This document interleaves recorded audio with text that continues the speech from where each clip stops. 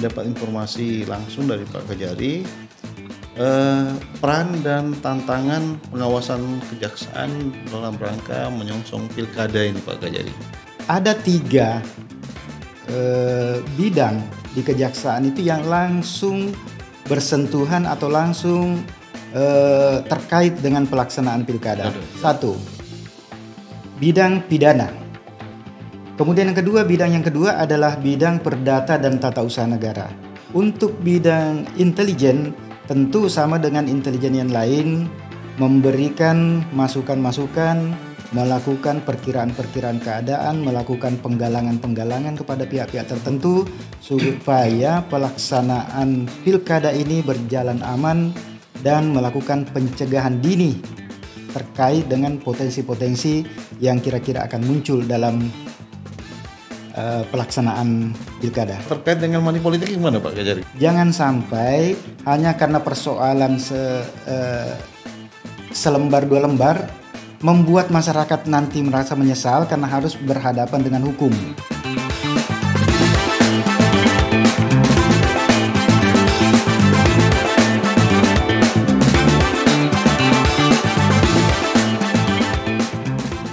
Halo masyarakat Konawe. Hari ini kita lanjut dengan podcast Anggano Konawe. Hari ini kita kedatangan tamu dari Kejaksaan Negeri Konawe, Unaha. Beliau adalah Bapak Dr. Haji Musafir Menca SH, SPD, MH, selaku Kepala Kejaksaan Negeri Konawe. Selamat datang Pak Kajari. Terima kasih atas undangannya Pak Sekda dalam kegiatan ini. Ya. Senang sekali saya dapat kesempatan bincang-bincang dan berkomunikasi dengan masyarakat Konawe. Siap.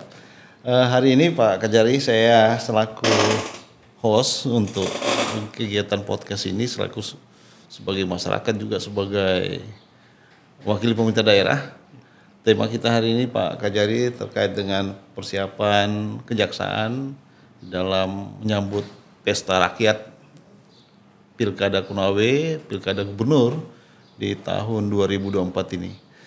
Dan banyak hal mungkin Pak Kajari yang bisa kita diskusikan sebentar ini. Mungkin ada hal-hal yang ingin diketahui oleh kita semua, terutama teman-teman kita masyarakat di Konawe, termasuk di PNS itu sendiri sebagai penyelenggara pemerintahan di daerah. Yang pertama Pak Kajari, mungkin kami ingin dapat informasi langsung dari Pak Kajari, peran dan tantangan pengawasan kejaksaan dalam rangka menyongsong pilkada ini Pak Kajari. Silakan Pak Kajari. Baik, terima kasih. Assalamualaikum warahmatullahi wabarakatuh. Waalaikumsalam warahmatullahi wabarakatuh. Sebelum saya bincang-bincang terkait dengan pertanyaan tadi, mungkin terlebih dahulu saya ingin juga memperkenalkan dulu kepada masyarakat kejaksaan itu seperti apa sih? Siap. Karena banyak masyarakat juga yang mungkin belum mengetahui sebenarnya apa sih itu kejaksaan, tugas pokoknya apa dan sebagainya. Jadi kejaksaan ini berdasarkan Undang-Undang Nomor 11 Tahun 2001 tentang perubahan Undang-Undang Nomor 16 Tahun 2004 tentang kejaksaan, itu dikatakan bahwa kejaksaan adalah lembaga pemerintahan yang fungsinya berkaitan dengan kekuasaan kehakiman, yang melaksanakan kekuasaan di bidang penuntutan serta kewenangan lain berdasarkan undang-undang. Jadi tugas utamanya sebenarnya di bidang penuntutan. Tetapi undang-undang juga memberikan kewenangan lain. Kewenangan lain itu seperti apa? Misalnya kewenangan melakukan penyidikan, kewenangan melakukan permohonan pilot, dan kewenangan keperdataan lainnya. Nah, saya ingin menggambarkan dulu sedikit tugas dan wewenang kejaksaan itu sebelum menjelaskan peran kejaksaan dalam perhelatan demokrasi kita. Siap. Berdasarkan pasal 30 Undang-Undang Nomor 16 Tahun 2004 tentang kejaksaan itu, kejaksaan mempunyai tugas dan wewenang itu pada dasarnya satu di bidang pidana. Kalau di bidang pidana tentu tugasnya melakukan penuntutan, melakukan penetapan hakim, melaksanakan putusan pengadilan, melaksanakan pengawasan terhadap putusan pidana bersyarat, melakukan penyidikan dan melengkapi berkas perkara. Kemudian ada kewenangan di bidang perdata dan tata usaha negara, melakukan kegiatan mewakili pemerintah berdasarkan surat kuasa khusus baik di dalam maupun di luar pengadilan, dan kemudian di bidang ketentraman dan ketertiban umum. Nah, di bidang ketentraman dan ketertiban umum inilah banyak kegiatan-kegiatan yang langsung bersentuhan dengan masyarakat.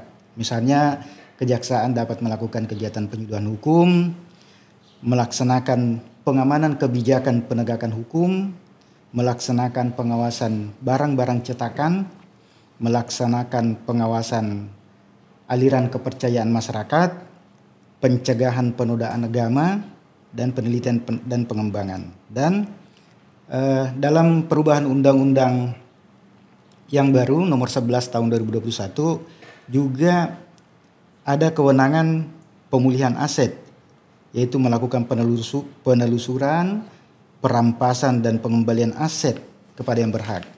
Kemudian di bidang intelijen, melakukan kegiatan penyelidikan, pengamanan, penggalangan untuk penegakan hukum, menciptakan kondisi atau pengamanan pembangunan, melakukan kerjasama intelijen dengan pihak-pihak lain, melakukan kegiatan pencegahan korupsi, kolusi dan nepotisme, dan pengawasan multimedia.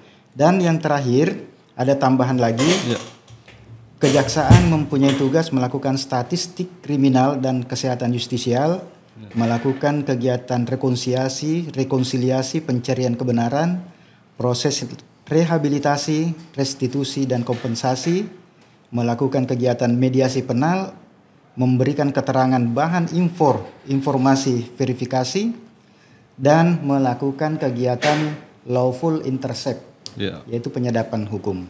Nah, itu pada pokoknya. Nah, terkait dengan peran kejaksaan dalam pengawasan persiapan pilkada ini, kejaksaan merupakan salah satu bagian dari Sentra Gakumdu. Sentra Gakumdu. Sentra Gakumdu ini merupakan amanat dari Undang-Undang Pemilihan Umum dan Undang-Undang Pemilihan Kepala Daerah, di mana di Sentra Gakumdu ini berkumpulnya organ-organ yang diberikan tugas melakukan pengawasan dan penanganan pelanggaran pemilihan. Di sana ada unsur Bawaslu, ada unsur penyidik dari kepolisian, dan ada unsur penuntut umum dari kejaksaan. Ini dibentuk berdasarkan keputusan bersama Menteri Dalam keputusan bersama antara Badan Pengawas Pemilu, Kapolri dan Jaksa Agung. Nah, itu kira-kira salah satu peran. Tetapi kalau kita melihat tadi peran atau tugas kejaksaan yang begitu luas, maka paling tidak ada 3 bidang di kejaksaan itu yang langsung bersentuhan atau langsung terkait dengan pelaksanaan pilkada. Satu, bidang pidana. Di bidang pidana inilah jaksa-jaksa kami tugaskan bergabung dengan Sentra Gakumdu untuk melakukan penilaian laporan-laporan masyarakat terkait dengan adanya dugaan-dugaan pelanggaran pemilihan, melakukan kegiatan pengkajian, melakukan kegiatan pra penuntutan, dan membawa perkara tersebut ke pengadilan untuk kita sidangkan. Selesai disidangkan tentu akhirnya dilakukan eksekusi. Kemudian bidang yang kedua adalah bidang perdata dan tata usaha negara. Apa perannya? Kalau bidang perdata tata usaha negara lebih kepada mendampingi pelaksana pemilu supaya dalam kegiatan penggunaan anggarannya tidak keluar dari rel-rel atau aturan-aturan yang berlaku. Siap. Sementara untuk bidang intelijen tentu sama dengan intelijen yang lain, memberikan masukan-masukan, melakukan perkiraan-perkiraan keadaan, melakukan penggalangan-penggalangan kepada pihak-pihak tertentu supaya pelaksanaan pilkada ini berjalan aman dan melakukan pencegahan dini terkait dengan potensi-potensi yang kira-kira akan muncul dalam pelaksanaan pilkada. Demikian kira-kira. Ya, makasih Pak Kajari. Tugas kejaksaan ini cukup luas dan tentunya membutuhkan dukungan sumber daya manusia yang sangat besar. Terkait dengan Gakumdu tadi Pak Kajari, harapan kita di Konawe ini sebenarnya berharap jangan ada pelanggaran pada saat penyelenggaraan pilkada maupun pada saat tahapan itu berlangsung. Tetapi tidak menutup kemungkinan hal itu terjadi Pak. Mungkin banyak masyarakat yang bertanya, kira-kira mekanisme penanganan pelanggaran itu bagaimana, melapornya kemana, terus bagaimana endingnya, seperti itu Pak Kajari. Mungkin bisa dijelaskan. Silakan Pak Kajari. Baik, terkait dengan adanya keinginan masyarakat untuk ikut serta mengawasi pelaksanaan, tentu masyarakat diberikan kesempatan sebesar-besarnya untuk ikut serta bersama-sama dengan penyelenggara pemilu menjaga supaya pemilihan ini berjalan dengan baik. Nah, kalau misalnya ada masyarakat menemukan adanya dugaan pelanggaran, masyarakat boleh melakukan laporan, boleh melaporkan kepada sentra Gakumdu atau melaporkan kepada Bawaslu. Jadi laporan masyarakat itu nantinya akan ditindaklanjuti. Jadi Bawaslu, kepolisian dan kejaksaan yang tergabung dalam sentra Gakumdu akan menilai apakah laporan yang diajukan itu memenuhi syarat formil dan memenuhi syarat material. Syarat formilnya apa? Kalau masyarakat mau melaporkan harus tahu diri dulu. Apakah masyarakat itu berdomisili di kabupaten yang melakukan kegiatan pemilihan. Maksudnya domisili dibuktikan dengan KTP-nya. Yang kedua, kalau dia tidak berdomisili atau dia tidak mempunyai kepentingan, apakah dia termasuk pemantau pemilu yang terakreditasi? Atau bisa saja masyarakat itu sendiri sebagai peserta pemilu. Bisa, itu bisa melaporkan peserta pemilu. Nah, bagaimana dengan syarat materialnya? Kalau syarat materialnya ya terkait dengan materi yang dilaporkan. Apakah materi yang dilaporkan itu memang ada diatur dalam undang-undang pemilu atau tidak? Nah, itu terkait dengan pelanggaran-pelanggarannya itu. Jenis-jenis pelanggarannya. Nah, itu nanti akan dikaji. Nah, dalam pengkajian itu ketiga unsur ini melakukan pembahasan pertama namanya. Di pembahasan pertama itu nanti jaksa, polisi, unsur Bawaslu harus hadir. Nah, di sanalah akan dibahas laporan itu memenuhi unsur atau tidak, memenuhi unsur formil dan material atau tidak. Kalau memenuhi unsur, maka nanti akan dilanjutkan pada pembahasan berikutnya. Di pembahasan berikutnya kita akan membahas lagi apakah laporan itu mengandung perbuatan pidana atau bukan. Kalau ternyata dalam pembahasan itu tidak mengandung unsur pidana, hanya mengandung unsur misalnya administrasi, hanya mengandung unsur misalnya etik, maka itu akan diselesaikan tersendiri oleh Bawaslu. Nah, kalau dia masuk dalam unsur pidana, maka akan dibahas pada pembahasan berikutnya untuk ditentukan layak tidaknya perkara itu dilakukan penyidikan. Dan memang penyidikan, Pak, untuk kasus pelanggaran pidana ini sangat singkat waktunya, sehingga itu diperlukan kerja keras, kecepatan waktu. Berarti ada kadaluarsanya Pak Kajari ya? Ada kadaluarsanya. Makanya masyarakat kalau memang ada laporan-laporan atau dugaan-dugaan, segera buktikan, segera lengkapi bukti-bukti supaya Bawaslu di sentra Gakumdu ini cepat bekerja dan tidak perlu menunggu waktu lama. Nah itu. Benar. Demikian kira-kira proses awalnya kalau berproses di bawah di Gakumdu. Ya, baik Pak Kajari. Tadi Pak Kajari sempat saya dengar bahwa salah satu tugas kejaksaan itu adalah pengawasan multimedia Pak Kajari. Iya. Berdasarkan kondisi yang terjadi di semua daerah seperti di Indonesia ini, banyak hal yang menjadi isu dan menurut masyarakat ya, praktek-praktek itu dilaksanakan, misalnya isu-isu atau berita hoaks di medsos seperti itu, dan juga terkait dengan praktek-praktek money politik Pak Kajari. Kira-kira pandangan Pak Kajari tentang dua hal negatif itu di kalangan masyarakat yang terjadi itu, kira-kira gimana himbauan ke masyarakat kita Pak Kajari? Baik, terkait dengan pengawasan multimedia ini Pak, kami di Kejaksaan mempunyai alat untuk mengawasi kegiatan ini. Ya. Apabila ada pihak yang merasa dirugikan dengan munculnya misalnya pemberitaan-pemberitaan di media, bisa mengirim ke Kejaksaan di posko pemilu, karena kami di Kejaksaan punya posko pemilu, bisa mengirimkan di Kejaksaan itu dengan mengcopy link yang bersangkutan. Dengan mengcopy link yang bersangkutan, kami teruskan ke Kejaksaan Agung untuk dilakukan take down terhadap pemberitaan itu. Jadi yang kita cegah di sini adalah efek dari berita itu. Jadi sebelum berita itu terlanjur tersebar, misalnya mendiskreditkan salah satu paslon yang mungkin sebenarnya isinya itu adalah kampanye hitam. Nah itu harus kita cegah supaya dampak lebih buruknya itu kita cegah.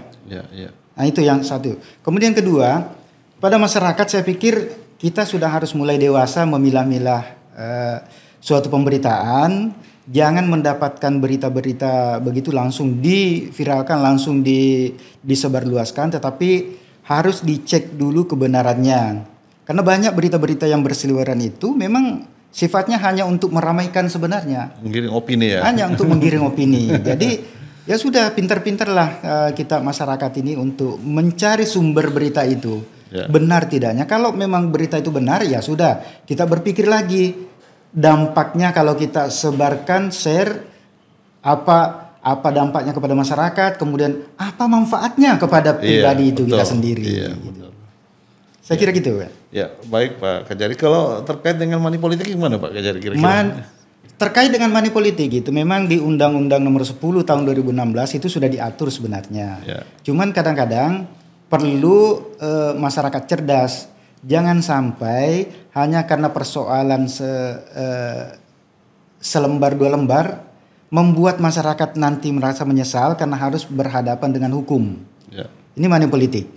Jadi di pilkada ini ada dua macam potensi yang terjadi. Satu, money politik, dan yang kedua mahar politik. Ini harus dibedakan. Kalau mahar politik ini masih kita perdebatkan karena memang undang-undang masih memberikan kesempatan kepada masyarakat untuk membantu partai politik. Misalnya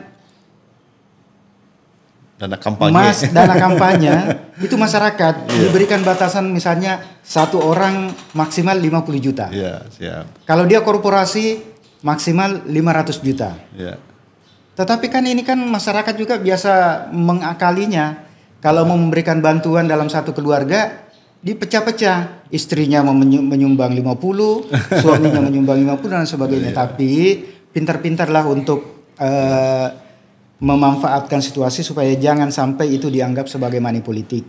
Demikian juga terkait dengan sumbangan korporasi yang maksimal 500 juta. Tapi money politik yang sering terjadi adalah money politik yang tanda kutip itu membeli suara. Ini yang sering kita tangani di sentra Gakumdu. Misalnya istilahnya serangan fajar. Terima uangnya tapi nggak usah pilih. ya kalau memang nggak mau memilih, nggak usah sekalian terima uangnya. Betul Pak.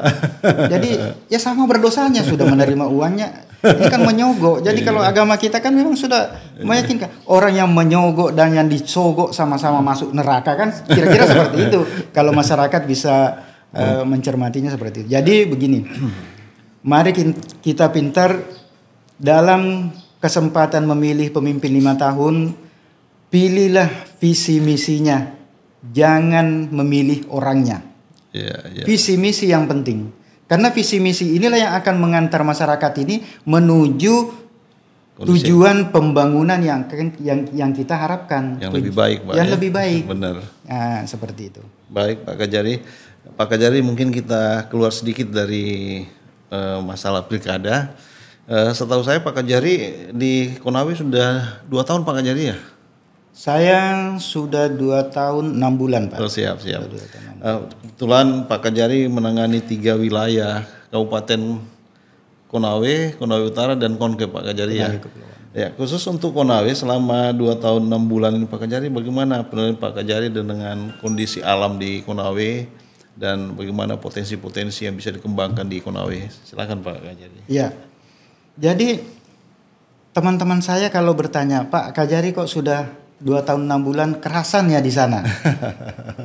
Iya memang harus kerasan, dimanapun kita ditempatkan harus kerasan. Dan saya merasakan sendiri bahwa saya mulai bercerita nih Pak. Siap. Saya melaksanakan, saya sebagai ASN ini sudah berpindah-pindah, sudah tugas di Sulawesi Selatan, Kalimantan, Papua. Jakarta, Papua, dan sekarang di sini. Saya merasa bahwa saya kembali ke daerah asal saya sebenarnya, karena saya merasa masyarakat di sini tidak asing bagi saya.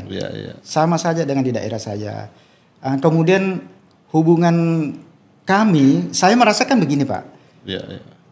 Selama saya melaksanakan tugas sebagai Kajari, saya tidak pernah mendapatkan hambatan-hambatan yang berarti dalam melaksanakan tugas di Konawe, karena kami kedepankan koordinasi dengan semua lini, semua partner kerja, semua kita selesaikan secara baik, dan saya kira bisa menjadi bahan perbandingan nanti. Kalau umpamanya nanti ada lagi Kajari yang baru dan bagaimana nanti perbandingannya nanti akan kita lihat. Tapi yang jelasnya bahwa saya merasa hubungan kami dengan semua masyarakat di Konawe ini sangat baik, terutama dengan hubungan baik dengan para forum komunikasi pimpinan daerah, Pak. Ya. Kalau sumber daya alam di Konawe gimana Pak Kajari melihatnya? Sumber daya alam saya hanya mengatakan ini luar biasa sebenarnya kalau dikelola secara baik. Kalau dikelola sesuai dengan amanat Undang-Undang Dasar 45, saya pikir kita bisa lebih makmur, kita bisa lebih sejahtera daripada daerah-daerah lain yang mempunyai tingkat penghasilan lebih tinggi. Ini tapi harus dikelola dengan baik. Benar. Kekayaan alam ini adalah milik kita bersama, yang harus kita nikmati, harus kita kelola secara bersama. Jangan kekayaan alam yang melimpah di Konawe ini dinikmati oleh orang luar. Ya benar, setuju betul itu Pak. Dinikmati oleh orang masyarakat. Jadi harus ada keberpihakan. Jadi ini juga terkait dengan kebijakan perizinan Pak. Oleh pemangku kepentingan, supaya dalam memberikan perizinan, pembukaan lahan dan sebagainya, supaya diperhatikan masyarakat sekitar. Masyarakat sekitar yang terdampak memang harus mendapatkan perhatian, harus mendapatkan kompensasi yang layak, supaya mereka tidak merasa tamu di rumah sendiri. Benar Pak. Ya harus menjadi raja di rumahnya sendiri. Betul, setuju sekali Pak Kajari. Hebat Pak Kajari. Baik Pak Kajari, saya ingin menyampaikan ke Pak Kajari, mungkin sudah lupa, tapi pernah Pak Burhanuddin, Pak Jaksa Agung menyampaikan dalam satu momen, beliau menyebutnya seperti ini Pak Kajari. Hati nurani tidak ada dalam KUHP atau tidak ada dalam buku. Saya ingin mengajak teman-teman, maksudnya di lingkup kejaksaan, harus tetap memperhatikan rasa keadilan yang ada di masyarakat. Seperti itu. Kira-kira gimana Pak makna dari ucapan beliau itu? Ya memang di setiap kesempatan beliau memang sudah menggugah. Ya. Dalam menegakkan hukum, jangan kita hanya meluluh melihat pasal demi pasal dalam undang-undang itu. Tetapi kita harus menjiwai, mencermati hukum yang ada dalam masyarakat. Benar. Utamanya perlindungan kepada masyarakat adat, perlindungan kepada hukum-hukum yang hidup di dalam masyarakat.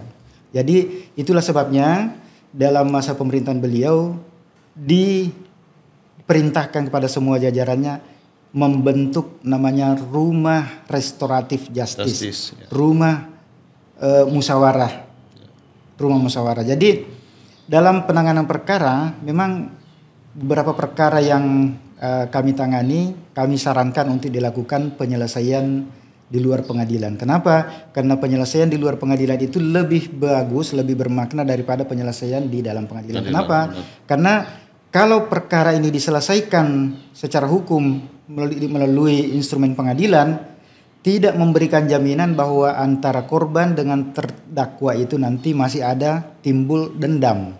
Ya. Tetapi kalau dilakukan secara kekeluargaan, maka hak korban sudah dipulihkan dan keadilan pada keduanya itu kita berikan. Ya. Ya, seperti itu maknanya. Jadi dalam menegakkan hukum tidak melulu kita harus berdasarkan ini aturannya seperti ini, tetapi dalam menegakkan hukum ini paling tidak tujuan hukum ini yang kita kejar, karena tujuan hukum itu ada kepastian hukum, ada keadilan dan kemanfaatan. Selama ini dalam menegakkan hukum kita hanya mengejar keadilannya, kita hanya mengejar kepastian hukumnya, tetapi ada yang satu kita lupa, kemanfaatannya. Apakah kalau kita menyelesaikan suatu perkara itu sudah tercapai keadilannya tetapi manfaatnya tidak ditemukan? Nah ini, jadi dengan menggunakan instrumen restoratif justice, ini justru yang kita kejar adalah kemanfaatannya, bermanfaat bagi masyarakat. Iya. Ya, seperti itu. Berarti di dalam hukum kan ada dua asas Pak Kajari ya, yang satu asas yuridis sendiri dan yang duanya opportunity-nya ya. Mungkin opportunity-nya itu yang dimaksud. Yang dimaksud ya itu, opportunity-nya itu. Hebat itu Pak. Baik Pak Kajari, Pak Kajari belakangan ini menjelang pilkada kan banyak lembaga-lembaga masyarakat sebagai kontrol sosial menyampaikan sesuatu yang kemungkinan ada benarnya, kemungkinan juga tidak ada benarnya. Kalau Pak Kajari melihatnya sebenarnya organisasi masyarakat itu sebaiknya seperti apa Pak Kajari? Ya. Silakan. Baik, organisasi masyarakat atau perkumpulan apapun namanya, ini adalah bentuk ekspresi kebebasan berpendapat yang dijamin oleh undang-undang. Tetapi meskipun kebebasan masyarakat itu dijamin oleh undang-undang, tetapi itu tidak harus kebablasan. Harus diatur aturannya seperti apa, maka pemerintah membuat suatu regulasi yaitu Undang-Undang Organisasi Kemasyarakatan atau Ormas. Itu Undang-Undang nomor 16 tahun 2017. Ya. Di jiwa undang-undang sebenarnya ini menginginkan organisasi atau kelompok-kelompok dalam masyarakat itu yang tergabung dalam organisasi itu harusnya berbadan hukum dan atau terdaftar. Jadi ada dua hal. Kalau dia tidak bisa berbadan hukum, setidak-tidaknya dia terdaftar. Terdaftar di mana? Di Kesbangpol. Kalau dia berbadan hukum, tentu dia harus mengurus di Kementerian Hukum dan HAM. Meskipun sebenarnya dalam putusan Mahkamah Agung nomor 82 tahun 2013 sebagai bentuk ekspresi dari masyarakat sebenarnya tidak diwajibkan untuk mendaftar. Itu tidak diwajibkan. Tetapi dalam putusan Mahkamah Agung itu diberikan penjelasan. Mengapa terdaftar? Itu untuk memudahkan pemerintah mendata organisasi itu dan memberdayakan organisasi itu. Itu tujuannya untuk terdaftar. Kemudian dalam pasal 25 Peraturan Pemerintah nomor 58 tahun 2018 itu menjelaskan bahwa pemerintah pusat dan pemerintah daerah dapat melakukan pemberdayaan ormas namun hanya kepada ormas yang terdaftar atau berbadan hukum. Itu artinya apa? Teman-teman ormas, teman-teman LSM misalnya, harusnya memahami bahwa apabila ingin diperhatikan aspirasinya oleh pemerintah, apabila ingin dilayani secara baik oleh pemerintah, daftarlah organisasi itu. Minimal, kalau tidak bisa berbadan hukum. Kenapa? Karena saya terus terang aja, kalau misalnya ada teman-teman datang ke kantor saya untuk menyampaikan aspirasi, apalagi kalau aspirasinya disertai dengan teriakan-teriakan, disertai dengan bakar-bakaran, saya kan mesti tanya dulu, organisasi itu sudah terdaftar atau berbadan hukum?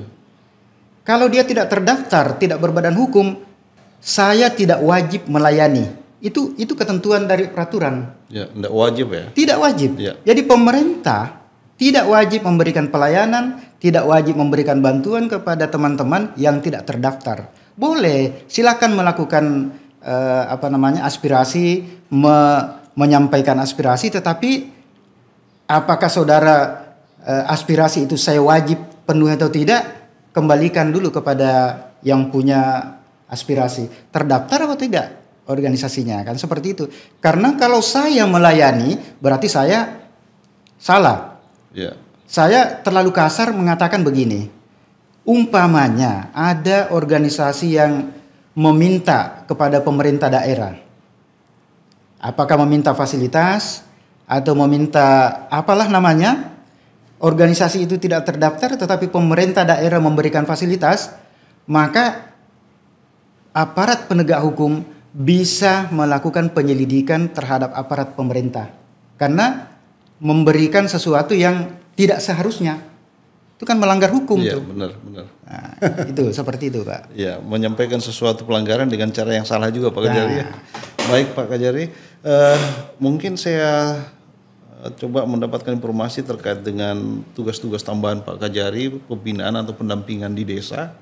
Selama ini sepertinya sudah berjalan Pak Kajari ya. Dan mudah-mudahan hasilnya bisa memberikan dampak positif bagi Pak Desa atau Ibu Desa. Kira-kira ke depannya mungkin ada upaya-upaya yang lain untuk mendorong pemahaman itu untuk lebih memberikan dampak positif bagi masyarakat kita atau bahkan Pak Desa itu sendiri. Gimana Pak Kajari? Dalam beberapa kesempatan kami memang sampaikan kepada teman-teman kepala desa bahwa pemerintah pusat sangat memperhatikan pembangunan daerah pinggir. Itu kan termasuk salah satu visi misi dari pemerintah, membangun daerah-daerah dimulai dari pinggiran. Ya. Apa bukti bahwa pemerintah serius menangani itu? Buktinya adalah pemerintah menggelontorkan dana desa dari pusat. Bukan cuma itu, undang-undang juga memberikan kewajiban kepada pemerintah daerah menyisihkan anggarannya dalam bentuk ADD. Ini kan suatu hal yang sangat membantu masyarakat. Kenapa? Karena dengan penggelontoran dana yang begitu besar, otomatis birokrasi yang selama ini menghambat pembangunan di desa bisa dipangkas. Ya. Yang pembangunannya dulu kalau setiap pembangunan harus melalui instansi terkait, kemudian harus dilakukan pengadaan barang dan jasa sesuai dengan aturan yang berlaku, ini bisa langsung. Nah, cuma persoalannya uang ini atau dana ini adalah dana untuk masyarakat, bukan dananya, maaf kepala desa, bukan dananya ibu desa. Ini adalah dana masyarakat. Sehingga penggunaannya betul-betul harus selektif dan harus betul-betul sesuai dengan apa yang sudah diprogramkan dalam APBDes-nya. Nah, ini yang penting. Mohon kepada Bapak Kepala Desa, saudara-saudara Kepala Desa, Ibu Kepala Desa, untuk tahun 2024 ini betul-betul mempelajari pedoman teknis penggunaan dana desa. Ini pelajari betul-betul, baik yang dikeluarkan oleh Kementerian Keuangan maupun Kementerian Desa. Kenapa? Karena jangan sampai dalam pengelolaannya nanti ada persoalan-persoalan dan pasti akan berhadapan dengan hukum. Kami perlu menyampaikan seperti ini. Kami di Kejaksaan memang sudah diberikan garis-garis dalam penanganan laporan-laporan keuangan desa. Satu, kami tidak langsung melakukan proses justisial apabila ada laporan. Kami tentu harus berkoordinasi dengan aparat pengawas internal pemerintah APIP. Dalam hal ini inspektorat. Ya. Jadi kalau ada laporan yang masuk kepada kami telah dulu, kemudian kami koordinasikan dengan inspektorat. Apakah sudah ditindaklanjuti atau tidak? Ya. Kalau sudah ditindaklanjuti, udah selesai. Tapi kalau inspektorat sudah melakukan kegiatan tetapi masih ditemukan adanya dugaan kerugian negara dan sudah diberikan kesempatan untuk pengembalian tidak dilakukan, maka apa boleh buat? Hukum pidana adalah jalan terakhir. Hukum pidana adalah jalan terakhir. Jadi prinsipnya begini, kami melakukan penanganan laporan keuangan desa misalnya tidak melihat jumlahnya, besar kecilnya itu bukan menjadi masalah, karena boleh jadi apa yang dilakukan itu misalnya kerugian negara itu relatif kecil dibanding dengan penanganan perkara misalnya lebih besar, tetapi kalau itu kami tidak lanjuti, maka akan menjadi hal-hal yang secara terus-menerus dilakukan oleh aparat dan tidak ada kontrol, sehingga kami harus bertindak.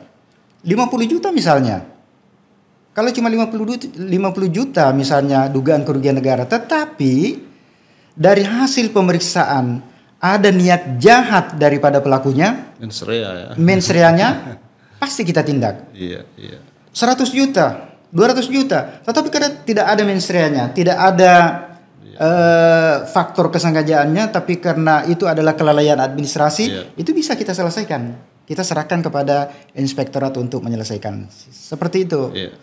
Baik Pak Kajari, pemerintah saat ini mendorong percepatan pembangunan, Pak. Ada beberapa momen saya sering mendengar Pak Luhut Binsar Panjaitan menyampaikan bahwa dalam rangka menghindari perbuatan melawan hukum, setidaknya selama ini yang dipraktekkan di Indonesia ada dua, Pak. Pertama pendekatan agama dan kultur, yang kedua pendekatan regulasi. Nah, sekarang oleh Pak pemerintah lah, itu sudah mendorong melalui pendekatan digitalisasi. Kira-kira menurut Pak Kajari bagaimana kebijakan itu? Kebijakan pemerintah untuk melakukan pendekatan digitalisasi itu adalah suatu terobosan yang sangat maju, karena dengan pendekatan digitalisasi ini potensi-potensi pelanggaran ini lagi-lagi terkait dengan potensi penggunaan keuangan yang tidak benar, itu bisa diminimalisir, bisa diminimalisir. Soalnya kalau kami di bidang hukum, baik pendekatan agama maupun pendekatan regulasi. Soalnya kalau di bidang hukum itu sudah ada dikenal namanya pendekatan hukum dan pendekatan kepentingan umum. Pendekatan kepentingan umum. Jadi dalam menegakkan hukum tinggal kita mau melihat apakah mau mengedepankan pendekatan kepentingan umumnya, dul matihidnya, atau mau melakukan pendekatan dengan pendekatan hukum, rahmatihid. Tapi bagi kami pendekatan keduanya itu mempunyai sisi positif dan negatif. Tetapi kalau kita menggunakan kepentingan umum, ini dampaknya akan lebih bagus sebenarnya. Dampaknya akan lebih bagus karena justru mendorong dan bisa mengeksplor pemerintah dalam aparat pemerintah untuk melakukan kegiatan berkreasi, tetapi kreasinya itu demi betul-betul untuk pembangunan, untuk kesejahteraan masyarakat. Jadi bisa mendorong lebih banyak mengeluarkan diskresi sebenarnya, tetapi diskresinya itu tidak bertentangan dengan asas-asas umum pemerintahan yang baik. Nah itu saya lebih mendorong sebenarnya kepada situ daripada pendekatan hukum. Karena kalau pendekatan hukum pasti ujung-ujungnya akan apa namanya, pasti ujung-ujungnya nanti akan menuju kepada penjatuhan sanksi. Nah itu. Baik Pak. Pak Kajari, saya mungkin konsep berpikirnya sama dengan Pak Kajari tentang pendidikan. Apalagi beliau, Pak Kajari ini kan latar belakang sebenarnya dari pendidikan Pak Kajari ya. Saya ingin minta konsep berpikir Pak Kajari biar diketahui oleh teman-teman saya maupun masyarakat sejauh apa pentingnya pendidikan itu. Karena Pak Kajari udah S3 masih kuliah lagi nih Pak Kajari. Jadi gimana ini Pak Kajari?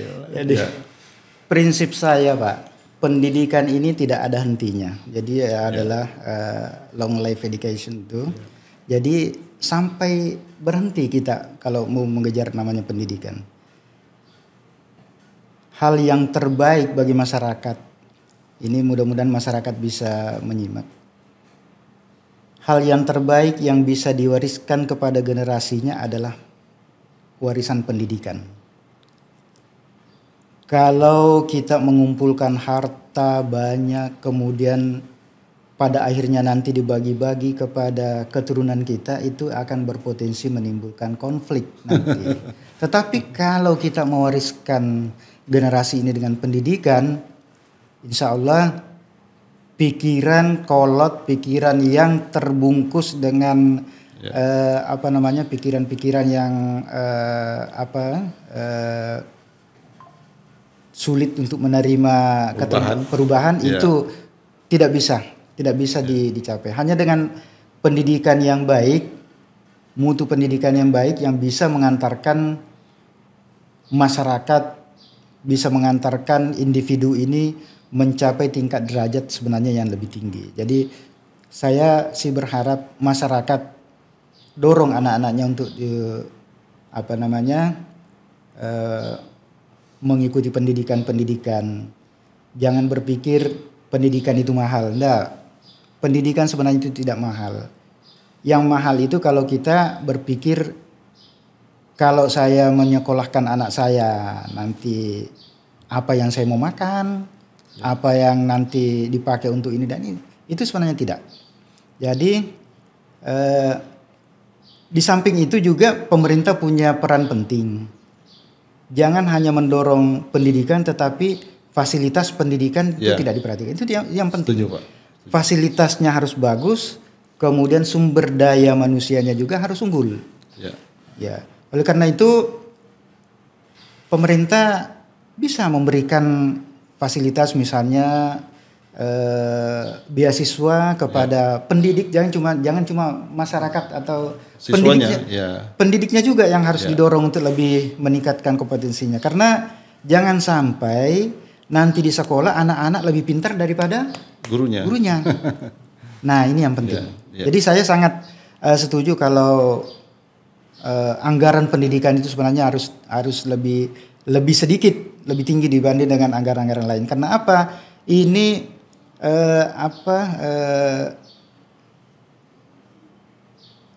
anak-anak ini adalah investasi masa depan. Investasi masa depan. Semakin tinggi pendidikannya, semakin bagus nanti diharapkan dalam membangun masyarakat. Ya, gitu. Jadi kurang lebih investasi yang tidak pernah rugi ya. Tidak pernah rugi. Pernah rugi. Kalau investasi ke tambang kemungkinannya rugi Pak Kajari ya. Investasi ke tambang satu, rugi, kemudian kedua alam kita akan rusak. Benar. Alam kita rusak, maka semua potensi yang ada di daerah kita akan ikut tergerus. Satu, alam rusak, bentang alam berubah, sumber mata air kita terganggu, kemudian produksi karbon kita akan berkurang.